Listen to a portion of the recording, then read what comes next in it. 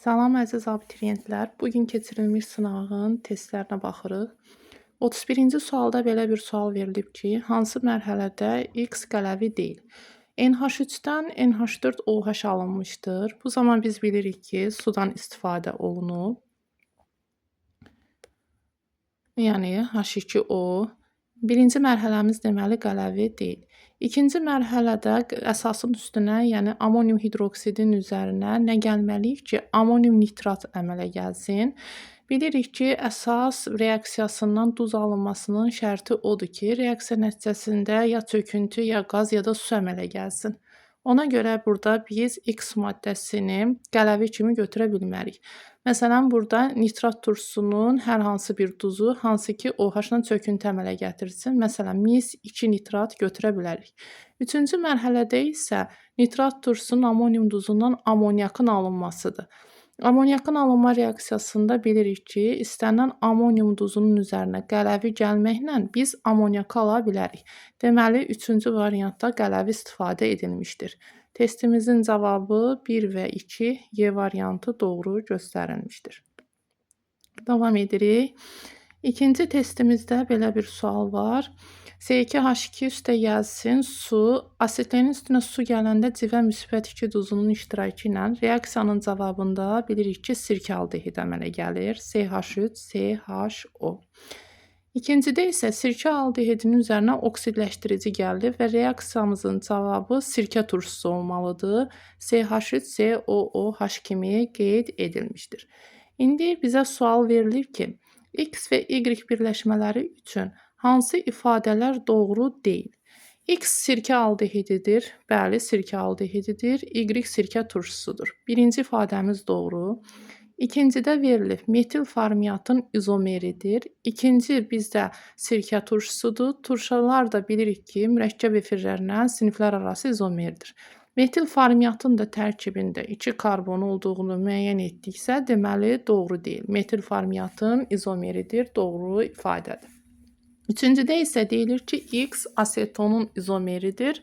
X bizdə deməli aldehidlərdir. Aldehidlər də ketonlarla izomerdir. Lakin asetonda 3 karbon olduğuna görə bizdə də alınıb sirkə aldehidi doğru ifadə deyil. Demək, cavabımız D variantı doğru qeyd olunmuşdur. 33-cü testə baxaq.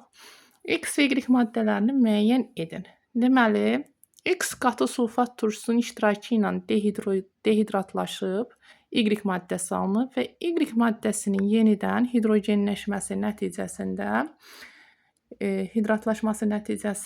X maddəsi yenidən alınmışdır. Onda burada cavablara bir-bir baxaq. Müəyyən edək cavabları. Deməli, əgər bizdə propanol 1 olsa, bizim dehidratlaşmamızdan propen alınacaqdır. Lakin propanol 1-in üzərinə biz yenidən su gəlsək, H2O gəlsək, Markovnikov qaydasına görə hidrogeni çox olana, OH isə digərinə birləşməlidir. Yəni, bizim reaksiyamızın nəticəsində cavab olaraq propanol 2 alınacaqdır. Bunu nəzərə alaraq deyirik ki, propanol 1 cavabı mümkün deyil. Deməli, cavabda nəyi götürdük? İkinci propanol 2-ni. Və propanol 2-nin də dehidratlaşmasından yarandı propen. Yəni, hələ ki, B variantı üzrə doğru yazıb şagirdimiz. Üçüncüyə baxaq. 2 metil propanol 2. 2 metil propanol 2 olsa, bəli, onun da hidratlaşmasından yenidən 2 metil propenin hidratlaşmasından 2 metil propanol 2 ala bilərik. Deməli, B variantı doğrudur. Növbəti suala keçirik. Növbəti sualda bizə 34-cü sualda nə verilib? Üzvü birləşmələr, molekulunda olan funksional qruplar verilib. Birinci qrup, bəli, aldehid qrupudur. İkinci qrup spirt qrupu, üçüncü qrup isə keton qrupudur. Doğru cavab işarələnib Y variantında. 35-ci suala baxaq. Hansı reaksiyada H3PO4 alınır? Bildiyimiz kimi P2O5-in üzərinə su gələndə 100 dərəcədə reaksiyanın cavabı ortofosfat turşusudur. İkinci reaksiya P2O5-in üzərinə H2O gəldi 0 dərəcədə. Reaksiyanın cavabında HPO3 metafosfat turşusu yaranır. Deməli, bu bizim reaksiyamızın cavabı, testimizin cavabı deyil. Üçüncü reaksiyada fosforun duru nitrat turşusu reaksiyasıdır. Fosfor duru nitrat turşusunun reaksiyasının cavabı ortofosfat turşusu və azot monoksid əmələ gəlir. Dördüncü reaksiyamız isə baş vermir. Çünki karbonat turşusu ortofosfat turşusundan zəif olduğuna görə karbonat turşusu ortofosfat turşusunu sıxışdırıb çıxara bilməz. Növbəti testimizə keçək. Növbəti testimizdə 36-cı sualda belə bir sual verilib. Mis 2 nitrat duzunun suda məhlul hidrolizinin birinci mərhələsinin qısa ion tənliyini göstərin. Əvvəlcə biz bu duzun hidroliz mərhələsinə baxaq.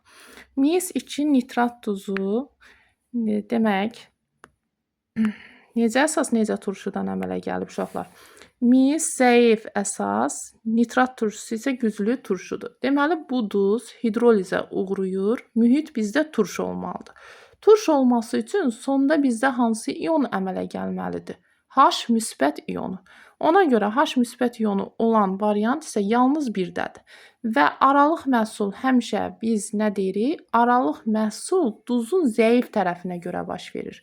Bizdə də zəif tərəf əsas olduğu üçün aralıq məhsulumuz necə duz olmalı idi? Əsasi duz. Ona görə aralıq məhsulda mis OH müsbət ionu əmələ gəlmişdir. Yəni cavabımız B variantı doğrudur. Növbəti sual 37-ci burada bir məsələdir. Natrium nitratın termiki parçalanma reaksiyasının reaksiyasında maddələrin kütlələrinin dəyişməsi qrafikdəki kimi verilmişdir və M-i müəyyən edək deyir. Məsələdə natrium nitratın parçalanma reaksiyasını yazıb şagirdimiz, doğru da yazıb, natrium nitrit üstə yazsın oksigen. Və bu parçalanma reaksiyasında 170 qram natrium nitrat parçalananda 138 qram natrium nitrit və 32 qram oksigen əmələ gəlir. Qrafikə nəzər göstərsək, bizim burada kütlə dəyişməmiz, yəni nə qədərdir? N qədər maddə yaranıb, N üstə gəlsin 5,3 qram maddə yaranıb. Və bizim baxdığımız maddələrdə 138 qram natrium nitrit, 32 qram da oksigen əmələ gəlmişdir. Burada biz diqqət edirik ki, natrium nitrit oksigendən daha çox əmələ gəlmişdir. Və qrafikdə də diqqət eləsək, N, digəri də N plus 5,3. Deməli, N burada bizim oksigenimiz, N plus 5,3 isə natrium nitritimizdir. Burada bizim kütləmiz nə qədər artıb? 5,3 qram. Normalda nə qədər artmalı idi? 138 qramdan 32 qram arasındakı fərqə diqqət edirik. Buradakı fərqimiz bizdə edəcək 106 qram. Onda hesablayaq. 170 qram natrium nitrat reaksiyaya daxil olanda 106 qram artım varsa, görəsən neçə qram natrium nitrat reaksiyaya daxil olanda 5,3 qram artım olacaqdır. Və buradan hesablamanı yerinə yetirib tapırıq ki, x bərabərdir 8,5 qram. Bizim reaksiya daxil olanımızdır. Və bir diqqət eləsək isə M qrafiki gəlib N qrafikində dayanır. N-də. N də bizdə nəyin kütləsi idi? Oksigenin. Demək biz oksigenin kütləsini də tapsaq, reaksiya daxil olmayan natrium nitratın kütləsini tapmış hesab olunuruq. Və biz müəyyən etdik ki, 32 qram oksigen 106 qram artım olanda alınmışdır. Bunun üçün bir dəqiqə buranı təmizləsək, rəqəmimizi qeyd eləmişik orada. Deməli, yenidən hesablayıram. 106 qram artım olanda 32 qram oksigen alınmışdır.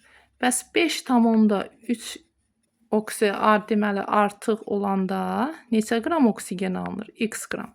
Hesablamamızı buradan aparsaq, x bərabərdir 5,3 vurulsun 32 bölünsün 106. 0,1 106 ilə də gedəndə 2 32 16. 1,6 qram. 8,5 ilə də 1,6-nı toplasaq 10,1 qram. Deməli cavabımız yenə də doğrudur.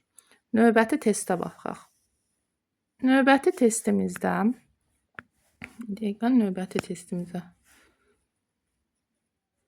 bir dəqiqə. Bəli.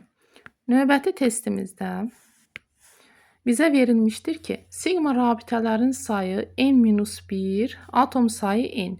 Sigma rabitələrin sayı n+2, atomlarının sayı isə n+3-dür. X hansı sinif karbohidrogenlərə aid ola bilər? İlk öncə alkinlər sinifinin ümumi formulunu yazaq. Bildiyimiz kimi alkinlər və alkadenlər hər ikisi siniflər arası izomerdir və hər ikisinin kimyəvi formulu CN H2N çıxılsın 2 formuluna malikdir. Və bildiyimiz kimi bunların atomlarının sayı 3n-2-yə bərabərdir. 3n-2. Ümumi sigma rabitələrini hesablasaq, bildiyimiz kimi karbon-karbon arasındakı sigma rabitələrinin sayı n-2, karbon-hidrogen arasındakı rabitələrin sayı isə 2n-2-dir. Deməli, ümumi bizdə 3n-n-1, 2n-2, 3n-3 qədər sigma rabitəsi mövcuddur. Və burada da diqqət eləsək ki, atom sayı n-dir, sigma rabitələrin sayı isə n-1-dir. Biz də atom sayını 3n-2 tapmışdıq. 3n-2-dən də 1 çıxdıqda nə qalacaq cavabımızda? 3n-3 qalacaqdır. Deməli, cavabımız alkin və alkaden doğru cavab hesab olunur. Disikloalkanlara da diqqət eləsək, disikloalkanların ümumi formulu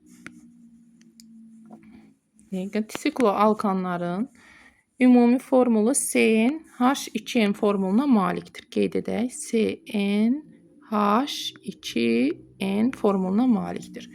Ümumi rabitə sayı, ümumi sigma rabitə sayı karbon-karbon arasındakı n, karbon-hidrogen arasında ümumi rabitə isə 2n-dir. Cəmi 3n ümumi rabitəmiz var. Atom sayımızda 3n olduğu üçün atom sayı ilə rabitə sayı bir-birinə bərabər hesab edilir. Deməli, üçüncü variant ola bilməz. Cavabımız C variantı 1 və 2 doğru cavab hesab edilir. Növbəti testə baxırıq. Gözə yazdıqlarımızı təmizləyək. Keçək növbəti testimizə. Belə bir məhlul məsələsidir. A qram 10% məhlul 3A qram 30% məhlula qarışdırılır və yenidən X% yeni məhlul alınır. Bunun üçün biz nə etməliyik? Məhlulların hər birində həll olan maddəni hesablayaq. Birinci məhlulumuzda 0,1 A qram həll olan mövcuddur. Və şagirdimiz bunu qeyd edib. 0,1 A. İkincidə isə 3A-nın 30%-ni tapırıq. 0,9 A. Onda bizdə ümumilikdə nə qədər həll olanımız var? 0,1 və 0,9-un cəmi A qram etdi. Məhlulumuz da A qram və 3A qram. Cəmi 4A qram olacaqdır. A-nın 4A-ya nisbəti vuruldu 125%. Deməli, 39-cu testimizin cavabı A variantı 25% hesab olunur. Doğru cavab A variantıdır. Davam edirik növbəti testimizə. Növbəti testimizdə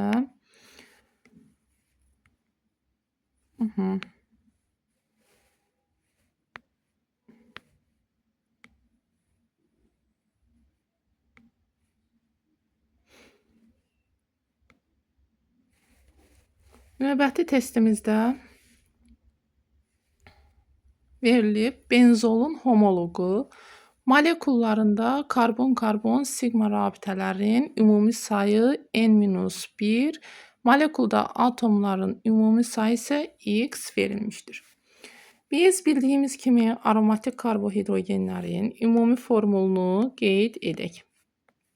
Ümumi formulu CnH2n-6-dır. Və aromatik karbohidrogenlərdə karbon-karbon arasındakı siqma rabitələrin sayı elə karbonun sayı qədərdir. Yəni N qədər olmalı idi. Yəni amma bizim N-imizin yerinə nə verilib? N-1 verilmişdir. Molekuldakı ümumi atomların sayını istəyir.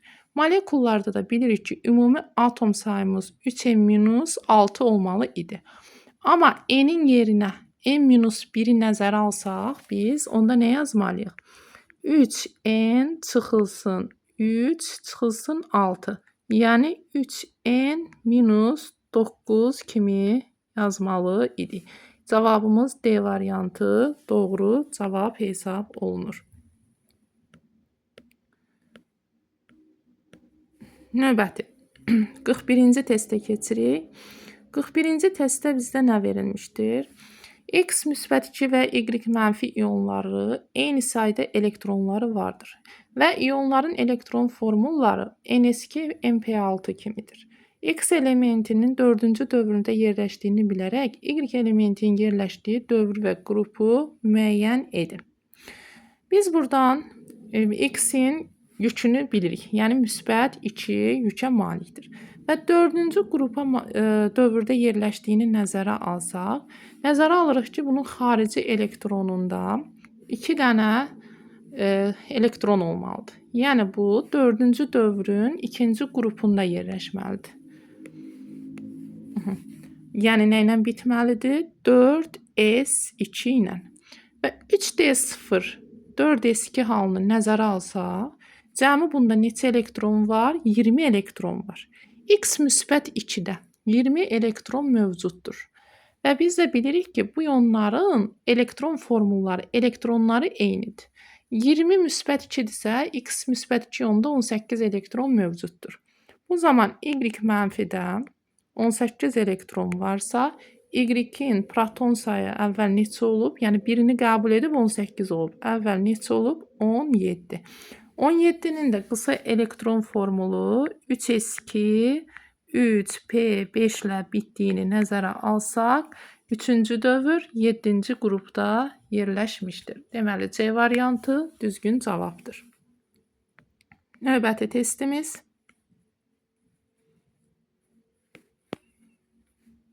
Keçək növbəti testimizə. Bir-biri ilə qarışmayan X, Y və Z mayelərinin sıxlıqları üçün münasibət doğrudur. Bu üç maye qarışdı sınaq şüşəsinə tökülüb çalxalanır. Müəyyən müddətdən sonra sınaq şüşəsi mayələrin vəziyyəti necə dəyişir?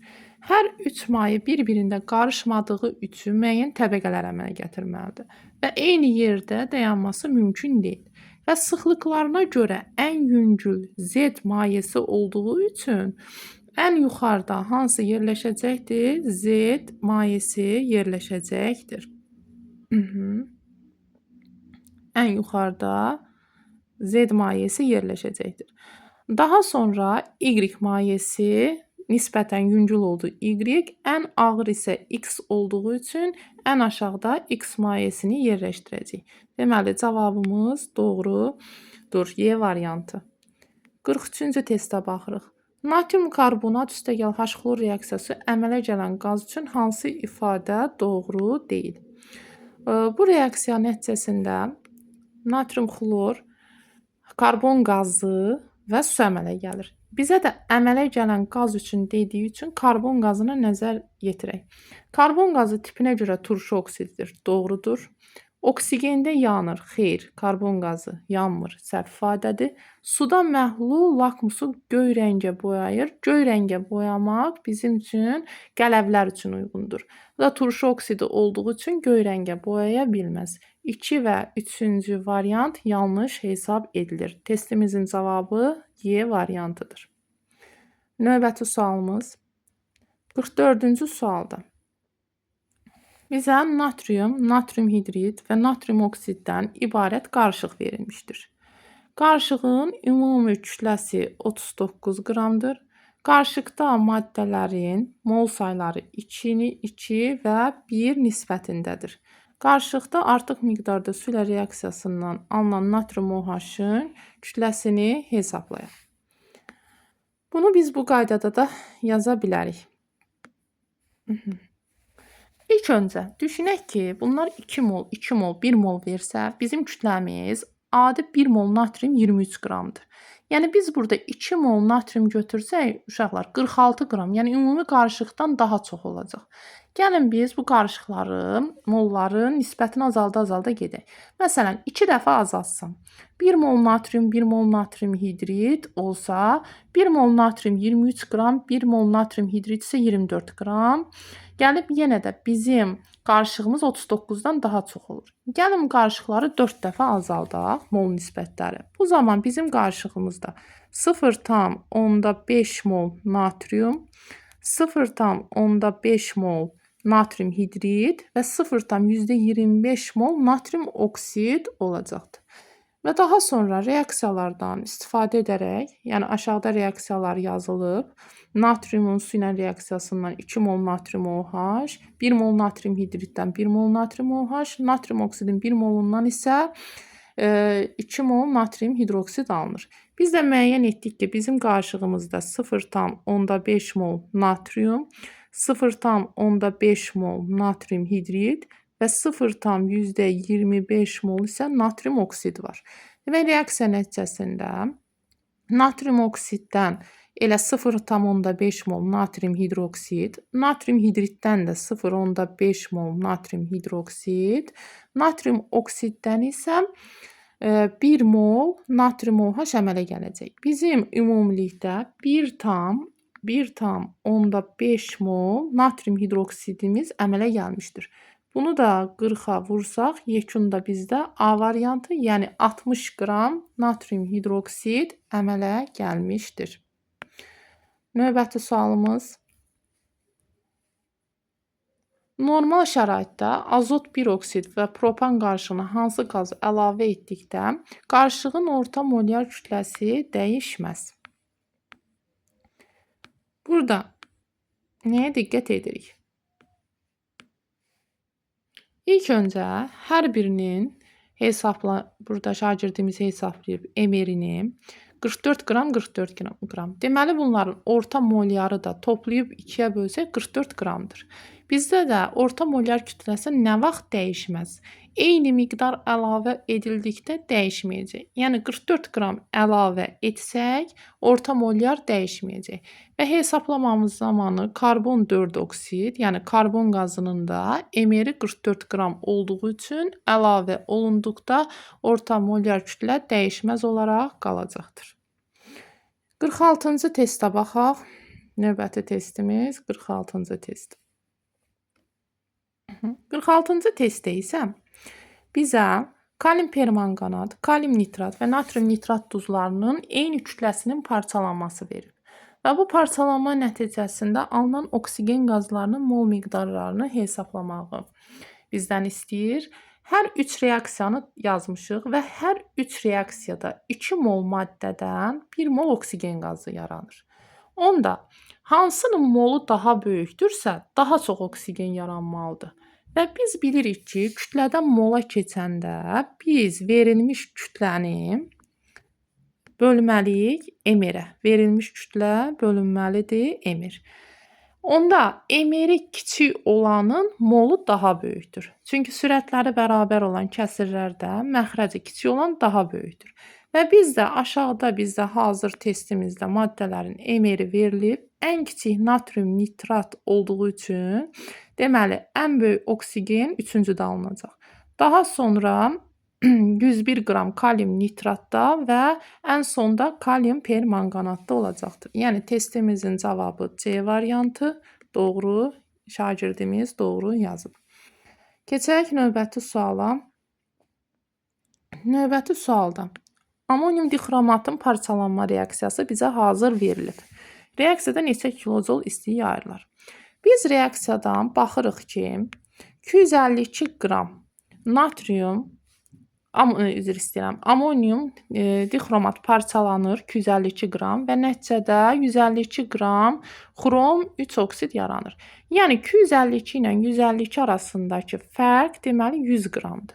100 qram fərq olanda 500 kilocol istilik ayrılmışdırsa, 20 kilocol fərq olanda neçə kilocol istilik ayrılmalıdır? X. Bu da bizdə 5 dəfə azaldığı üçün 500-ü böldük 5-ə. D variantı doğru cavab hesab olunur. Növbəti testimiz. 48-ci testdə 1 mol orta fosfat turşusu neçə mol alüminium hidroksid ilə tam reaksiya daxil olduqda alüminium orta fosfat alınar deyilir. Deməli, normal duz alınması üçün biz bilirik ki, OH və H sayı tam bərabər olmalıdır ki, normal duz əmələ gəlsin. 1 mol orta fosfat turşusu da, yəni orta fosfat turşusu 3 əsaslı turşudur, bildiyimiz kimi. Demək, bunun 3 H-ına 3 dənə də OH var.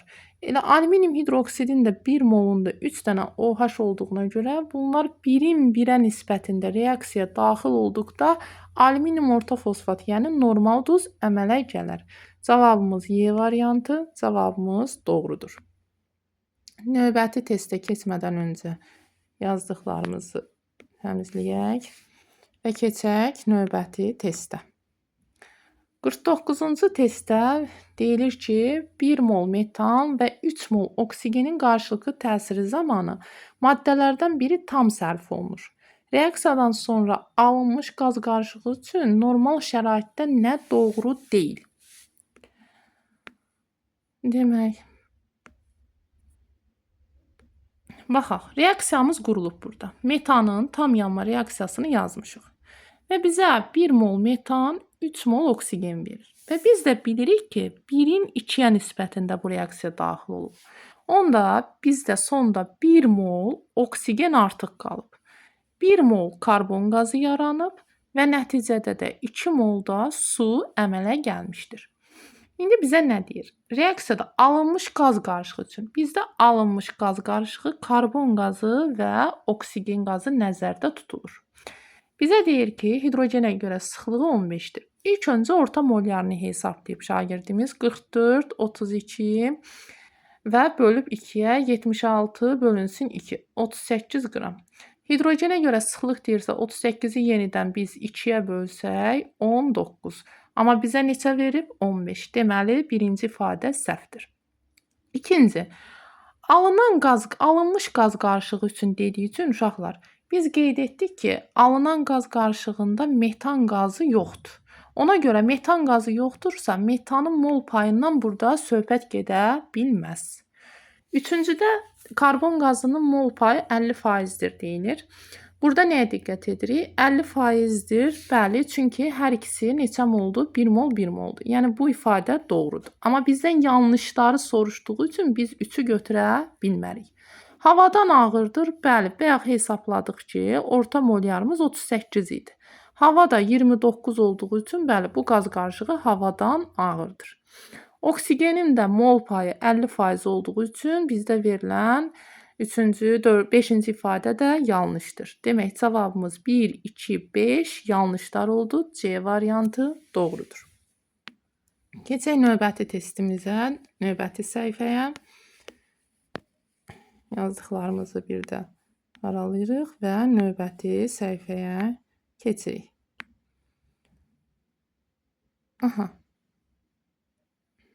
Növbəti səhifədə bizə dəm qazı və oksigen qazından ibarət qarışıq verib və qarışığın başlanğıc mol miqdarları n qram və n qram verilmişdir. Reaksiya nəticəsində də əmələ alınan qazın mol miqdarı n qramdır. Bizə sual verilir ki, reaksiyada artıq qalan qazın mol miqdarını müəyyən edin. Biz reaksiyanı qurmuşuq. 2 mol CO və O2, 2 CO2, 2 mol və 1 mol oksigen reaksiyaya daxil olanda 2 mol da karbon qazı əmələ gəlir. Deməli, N-in qiyməti 2-dir. Dəm qazının hamısı sərf olunub 2-dir və oksigen də başlanğıcda nə qədər olmalıdır? 2 mol olmalıdır. İndi baxaq. Əgər bizə bu nisbətdə versəydi, 2 mol dəm qazı, 1 mol oksigen qazı və 2 mol karbon qazının alınması ilə reaksiya daxil olardı. Onda baxaq biz ki, N molumuza da 0,5 N oksigen qazı sərf olunmalı idi. Amma başlanğıcda bizim nə qədər oksigen qazımız var idi? N mol. N moldan 0,5 N-i istifadə etmişəmsə, bizdə nə qədər qalmalıdır? N çıxılsın 0,5 N. Yəni cavabımız A variantı doğrudur. Keçək növbəti testə. 51-ci sualda halogenlərlə bağlı bir sual düşüb. Sualımıza baxaq. Sualımızda deyilir ki, halogenlərin eyni kütlədə halogenlər verilmişdir və halogenlərə sərf olunan natriumun kütləsi verilmişdir. Və biz bilirik ki, halogenlər hamısı natriumdan eyni mol miqdarında girir. Yəni 1 mol halogenə 2 mol natrium tələb olunur. Onda bizdə halogenlərin kütlələri bərabərdir. Ən çox hansına natrium tələb olunubsa, deməli həmin halogenin molu da daha böyük olmalıdır. Molu da böyükdürsə, onda onun emeri daha kiçik olmalıdır. Bizdə göstərilir ki, ən çox istifadə olunub 3-cü halogenə. Onda 3-cü halogenin emeri ən kiçikdir. Yəni Z-in emeri ən kiçikdir. Onda bu Z qrup üzrə birinci gəlir. Daha sonra ikinci Y gələcək, daha sonra isə X gələcək. Biz də bilirik ki, yuxarıdan aşağı getdikcə elektromənfilik, oksidləşdiricilik, ionlaşma enerjisi getdikcə azalır. Bizdən də oksidləşdiriciliyi artması istiqamətini soruşduğuna görə tərsinə düzəcəyik. Yəni X, Y, Z istiqamətində halogenlərin oksidləşdiricilik qabiliyyəti artır. B variantı doğru cavabdır. Növbəti testimizə keçirik. Növbəti testdə proseslərin adlarını soruşur. Burada deməli birinci prosesdə hidrogen 0-dan -1-ə keçib və 2 elektron qəbul etdiyi üçün oksidləşdirici proses reduksiya demək doğrudur. İkinci prosesdə isə hidrogen 0-dan deməli keçib müsbət 1-ə, -1 elektron, yəni birini verib orada. Reduksiya edici, yəni proses oksidləşmə. Üçüncüdə isə yenə elektron qəbul edərək reduksiya olunmuşdur. A variantı doğru cavabdır. Növbəti 53-cü testə baxaq. 53-cü testdə molekulunda hibrid orbitalların sayı A, 1 molun tam yanma məhsullarının miqdarı B, A-nın B-yə 1,8 alken verilmişdir. Və bu alkenin fəza izomerliyi mövcuddur. Buna diqqət edək. Gəlin ilk öncə testimizi həll edək. Biz bilirik ki, alkenlərdə hibrid orbitalların sayı 4n minus 2-dir. Və alkenlərin ümumi yanma reaksiyasını da yazsaq burada CN H2N üstə gəlsin O2, N qədər CO2, N qədər H2O əmələ gəlir. Yəni, onda yanma məhsullarının mol miqdarı N su, N də karbon qazı əmələ gəldiyinə görə 2N-ə bərabərdir. Və biz də bilirik ki, 4N minus 2 ilə 2N-in də nisbəti 1,8 verib. Yəni, yazırıq ki, 4N çıxılsın 2, bölünsün 2N bərabərdir 1,8. Buradan N-in qiymətini hesablayıb tapırıq ki, 5-dir. Yəni, bizim alkenimiz C5H10-dur. Şagirdimiz də burada tapıb C5H10-dur. Və indi biz bunun quruluşuna diqqət eləməliyik. Quruluşuna diqqət edəndə, yəni bizə fəza izomerliyi mövcuddur deyirsə, biz bunu penten 1 kimi yaza bilmərik. Çünki penten 1-in fəza izomeri mövcud deyil. Bunun fəza izomeri mövcud olduğuna görə biz bunu penten 2 kimi yazaq quruluşunu. Deməli, CH3, CH, 2 qat rabitə CH, CH2, CH3. Və indi baxaq cavablara. Molekulda deyir 8 sigma rabitə sp3 s orbitallarının örtülməsi hesabına yaranır. Bu nə deməkdir? Yəni sp3 karbonların yanındakı hidrogenləri soruşur. Bizim də burada 3 dənə sp3 karbonumuz var və bu karbonların yanında 3, 2, 3 cəmi 8 dənə hidrogenimiz var. Deməli, birinci ifadəmiz doğrudur. İkinci ifadədə nə deyilir? İkincidə deyilir ki, qatı sulfat turşunun iştirakı ilə dehidratlaşmasından üçlü butil spirti alınır. Yəni burada uşaqlar, üçlü butil spirti alınması üçün ən azı bizim üçlü karbon atomumuz olmalıdır. Burada isə mənim yazdığımda üçlü karbon atomu mövcud deyil. Üçüncüyə baxaq. Molekulunda 2 sigma rabitə sp3 və sp2 orbitallarının örtülməsi hesabına yaranır. Baxaq. Burada birinci karbon sp3, ikinci karbon sp2, üçüncü karbon sp2, dördüncü karbon sp3, beşinci karbon sp3. Həqiqətən də diqqət eləsək, bizim 2 dənə sp3, sp2 örtülməmiz mövcuddur. sp3, sp2, sp2, sp3. Yəni 2 dənə sigma rabitə sp3, sp2 ilə örtülmüşdür. Dördüncü sualda molekulunda 3 sigma rabitə sp3, sp3 orbitallarının örtülməsi hesabına yaranır deyir. Burada sp3, sp3 örtülməsi hesabına cəmi bizim bircə dənə rabitəmiz mövcuddur. Sadəcə burada son 4-cü və 5-ci karbon arasında. Deməli, bu ifadə də yanlışdır. Butanol 2-nin sulfat turşusu ilə dehidratlaşmasından alınır.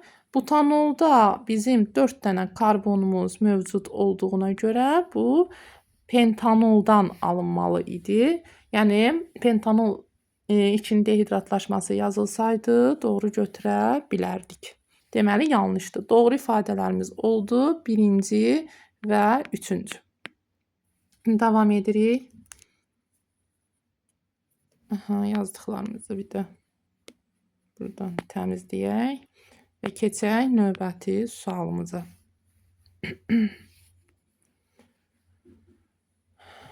Növbəti sualımız deməli metallarla bağlı sualdır. Dəmir və misdən ibarət qarışıq verilmişdir. Soyuq qatı nitrat turşusunun iştirakı ilə reaksiya baş verir və 8,96 litr qaz ayrılmışdır. Xlorid turşusunun reaksiyasında ayrılan qazın həcmi 4,48 litrdir. Bu məsələdə bizim əsas diqqət edəcəyimiz nədir?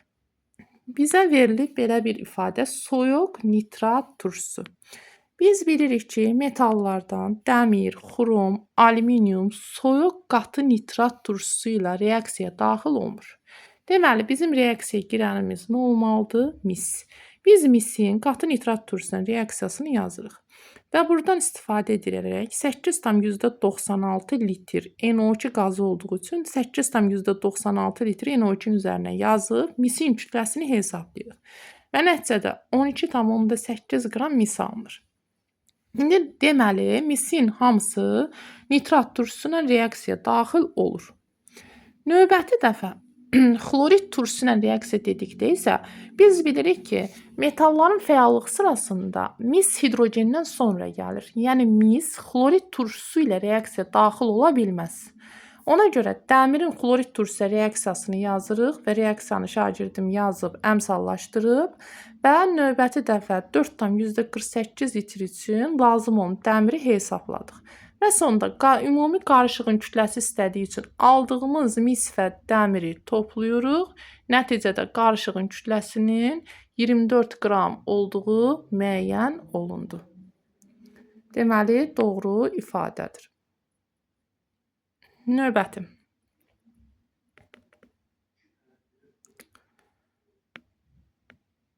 Əlli 5-ci suala baxaq. Yəni, hər il olduğu kimi bu ildə tarazlıq sualına yol verilmişdir. Deməli, tarazlıq reaksiyası verilib və parçalanma reaksiyasında X2, Y-in ilkin mol miqdarı 6 verilmişdir. Həmişəki kimi tarazlıq məsələsində tarazlıq üçün şagirdimizin qurduğu cədvələ baxaq. Deməli, cədvəlimiz doğru qurulub. Başlanğıc, sərf olunan və tarazlıq kimi. Başlanğıc qatılıq X2, Y-in başlanğıc qatılığı 6 verilib.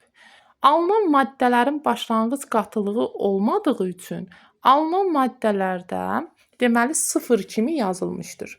Növbəti baxırıq ki, reaksiya daxil olanlardan sərf olunanları mollarının nisbəti kimi götürə bilərik.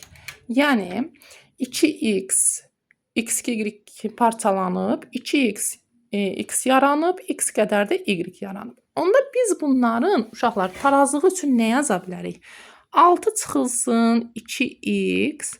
Birlər üçün isə bilirik ki, alınan maddənin tarazlığı ilə sərf olunanı bir-birinə bərabərdir. 2x, x. Toplayırıq və nəticə olaraq bizdə neçə alınıbdır? 8 alınıb. Buradan hesablamamızı aparsaq, x-i 2 alırıq.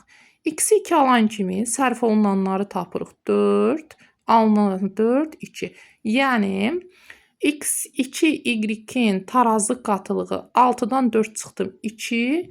Demək, x-inki 4, 2. KT-ni də hesablayanda reaksiyanın nəticəsində alınanların tarazlıq qatılığı əmsal qüvvət üstü, yəni nə yazacaq? 4-ün kvadratı vurulsun 2-nin üstü 1, bölünsün 2-nin kvadratı kimi yaza bilirik. İxtisarlarımızı aparsaq, 16-nı da böldük 2-yə bərabərdir 8. Şagirdimiz doğru cavab almışdır. Keçək növbəti suala. Növbəti sualda bizə nə verilib? Alkan mövzusundan belə bir sual verilib. İzomeri olmayan alkan havadan ağırdır. Və alkanın 1 molunun tam yanmasına sərf olunan oksigenin kütləsi verilib. Əslində sual sadə görsənsə də, burada bir məqam var, ona diqqət etmək lazımdır uşaqlar. Yəni, biz izomeri olmayan alkan dedikdə, həm metan, həm etan, həm də propanı götürə bilərik. Havadan ağır dediyi üçün metan anlayışı bizdən getdi. Qaldı propanla etanın yanmasına. Biz burada şagirdim propanın yanma reaksiyasını yazıb, əmsallaşdırıb, ona görə yenidən yazmağa ehtiyac duymadım. Etanın yanma reaksiyasını yazsaq, C2H6 üstə gəlsin oksigen, CO2 və su. Və reaksiyanı əmsallaşdırsaq, 2, 4, burada 6, deməli, burada da 7. Burada nəyə diqqət edirik? Yanma istiliyi ilə effekt bərabərdir. Amma etanın yanma istiliyi A olsa, effekti, yanma reaksiyanın istiliyi A olsa, etanın yanma istiliyi A böl 2 olacaq. Ona görə bu etan variantı bizim testimizin cavabını ödəmir. Və biz reaksiyanı propan üzrə aparmalıyıq. Və propanın 1 molunun yanmasına da 5 mol oksigen tələb olunduğu üçün 5-i vururuq 32-yə 160 qram alırıq. Deməli, cavabımız 160 qram doğru hesab olunur. Keçək növbəti testə. Növbəti testimizdə bir dəqiqə. Növbəti testimizə baxırıq.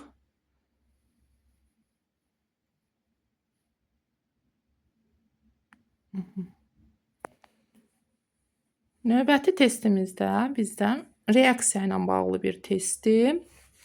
Misin qatı sulfat turşusunun reaksiyası verilib və misin qatı sulfat turşusunun reaksiyada alınan A görürük ki, oxda qaz halında olan maddədir. Onda baxaq. Biz bilirik ki, misin qatı sulfat turşusunun reaksiyasında qazımız SO2-dir. Yəni, A'mız SO2-dir, 1-ə B variantı doğrudur. Gümüşün də duru nitrat turşusunun reaksiyasının cavabında NO-dur. Yəni, NO qatı olsaydı NO2 olardı, NO alınır. Deməli, B-miz də doğrudur. İndi bizə Z-in parçalanmasından 2 dənə qaz yaranır deyir. Biz dedik ki, gümüş nitratla girəndə NO, su, bir də gümüş 1 nitrat alınır. Və gümüş 1 nitratın parçalanma reaksiyası gümüş NO2, O2-dir. Və biz indi müəyyən etməliyik ki, bu C ilə Y hansı oksigen, hansı NO2-dir. Onun üçün biz baxırıq sona. B ilə də C-nin reaksiyasından Y alınır. Biz B-ni və yaxud müəyyən etdik ki, NO-dur. C-ni də oksigen kimi nəzərə alsaq, NO ilə O2-nin reaksiyasının cavabı NO2-dir. Onda bizdə y-imiz nə olacaq? N12. Yəni 3-ə y. Testin cavabı B, C, Y. Və beləliklə uşaqlar biz qapalı testlər və açıq sualların hər birinin izahına baxdıq. Və hər hansı bir testin izahı üçün suallarınızı verə bilərsiniz və şagirdimizi də bu arada təbrik edirik. 27 dənə düzü var. Situasiyalar isə nəzər keçirəcəyik. Sağ olun.